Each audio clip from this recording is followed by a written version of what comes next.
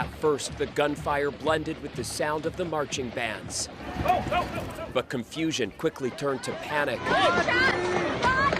Parade goers realizing they needed to run from an active shooter.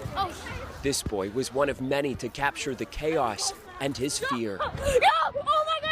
He and his family raced inside a nearby store for cover. Oh man, I'm freaking out right now. There was a gunshot. We're watching the show, like, you know, those people do the cool stuff outside.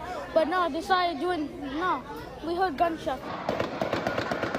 Multiple witnesses reported the shooter was on a rooftop overhead, something the police later confirmed. We started shooting again, and we ran behind the building, and I put my son in a dumpster, and he sit there with his dog. Signs of just how quickly people fled were everywhere as emergency responders rushed to save who they could.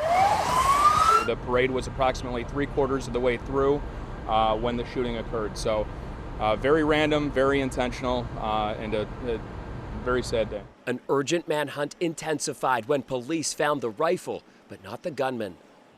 Of the dozens taken to hospital, at least 4 children, one as young as 8. Listen, there's been a lot of different events that have happened in the United States, and this obviously now has hit very close to home. It is a little surreal to have to take care of an event such as this. Our community was terrorized by an act of violence that has shaken us to our core. Condemnations from leaders with July the 4th in mind.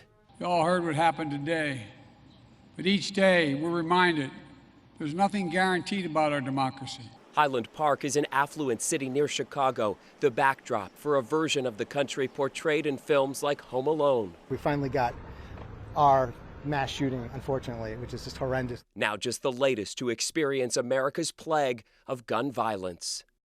Chris, this sure has been moving quickly. What can you tell us about the arrest? Absolutely. 22-year-old Bobby Cremo was spotted, Ian, roughly 20 minutes north of the parade route by a neighboring police unit. And the suspect was in his silver Honda Fit.